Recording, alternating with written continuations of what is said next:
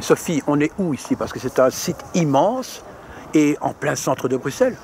C'est ça, donc c'est le site Tour et Taxi, donc c'est un site industriel comme on peut le remarquer, qui est composé d'immenses entrepôts qui servaient à l'époque de douane. Donc les gens venaient ici pour venir chercher des colis, etc.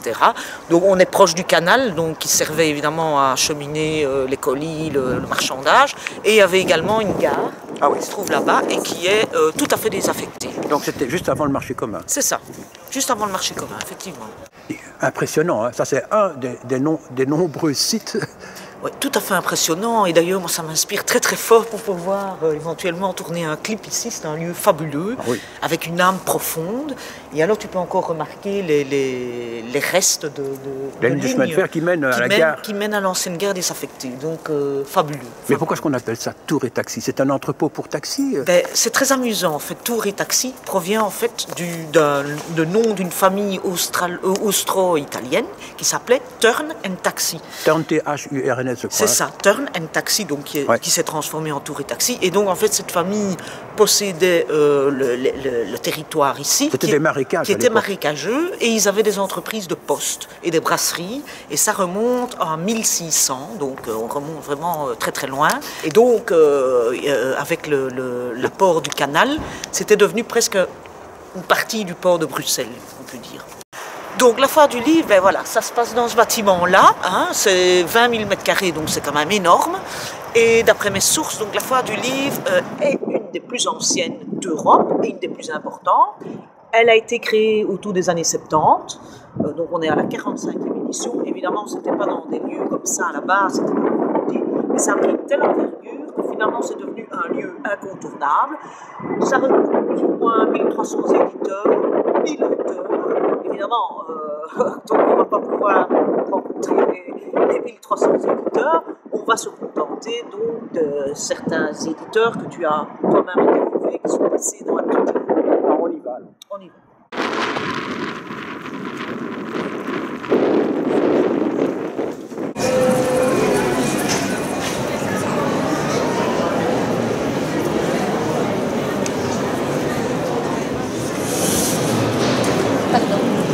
Pas de problème, madame, je vous en prie.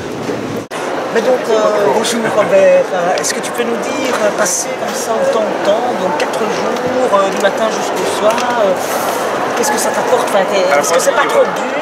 Alors c'est dur physiquement, effectivement, parce que on est enfermé, il y a beaucoup de bruit, il y a du monde incessant, on doit parfois répéter la même chose parce qu'on présente nos livres, donc c'est un plaisir, mais d'un autre côté, effectivement, c'est un peu redondant, répéter la même chose, mais je pense qu'en tant qu'éditeur, on doit être présent, tout simplement pour deux raisons. On rencontre notre public, nos lecteurs. Ça, c'est très important d'avoir ce contact. Et deuxièmement, c'est un événement qui soutient le livre. Et nous, en tant qu'éditeur, on doit soutenir tous les événements qui soutiennent le livre. Donc, pour moi, j'essaye de participer financièrement quand j'en ai la possibilité. C'est-à-dire, généralement, je le fais une fois sur deux. Une fois sur deux.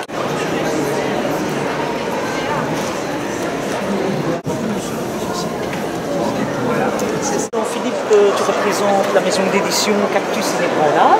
Oui.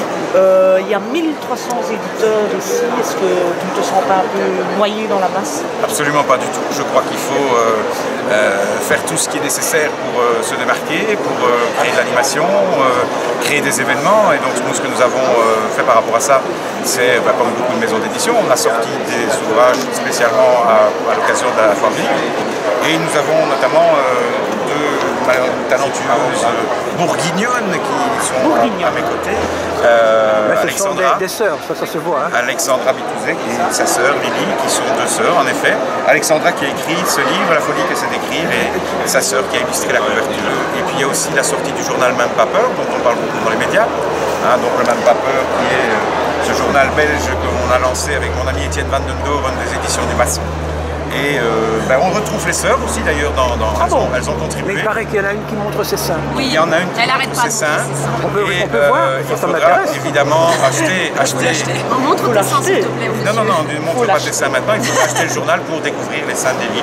Ça me paraît normal, on ne peut pas tout avoir gratuitement. Mais ce n'était pas non plus l'objectif.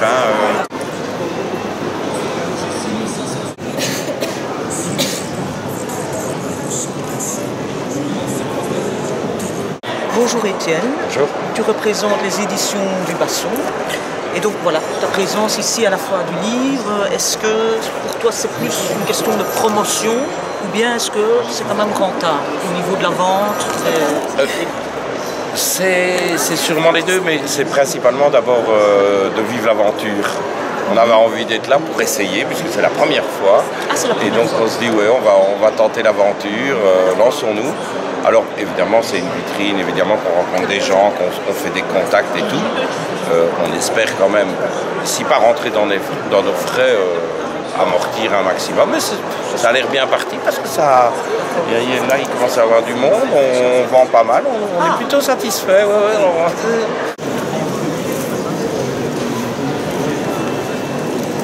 Mettez en Android, iPhone, App Store et Avatar.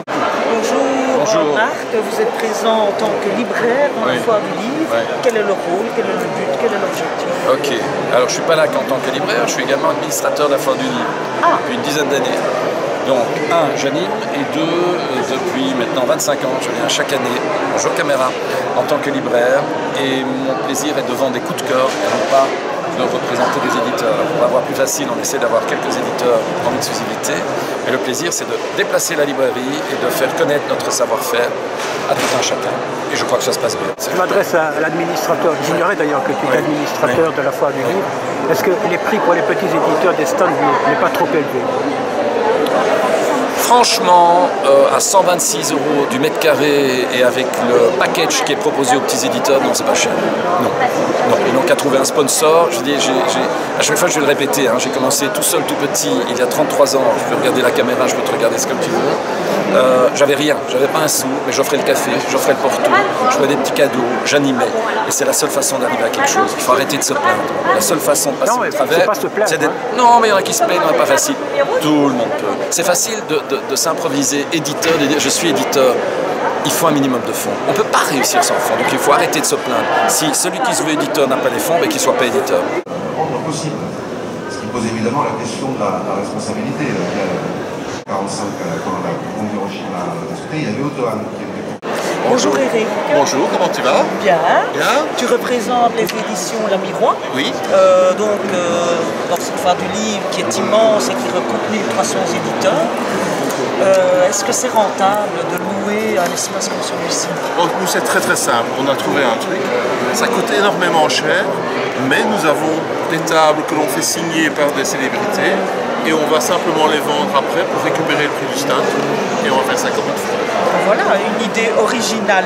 Et alors, qu'est-ce qu'on a comme nom? Donc c'est Bête Béguet vient d'arriver, donc il y a Songron, il y a Dehas, il y a Fred Janin, il y a Éric Russon, il y a Thierry Bellevoix, il y a toutes les personnes qui passent, plus tous nos auteurs bien entendu. Et le prix de la table? Le prix de la table, au départ, elle n'était pas très chère. Chez Ikea, c'est moins de 100 €. Mais ça monte. Maintenant, c'est un petit peu monté. Et en dessous, il y a même un bac chiche signé par Fred Janin. Waouh. Ça va, on rentre dans ces frais là, je pense.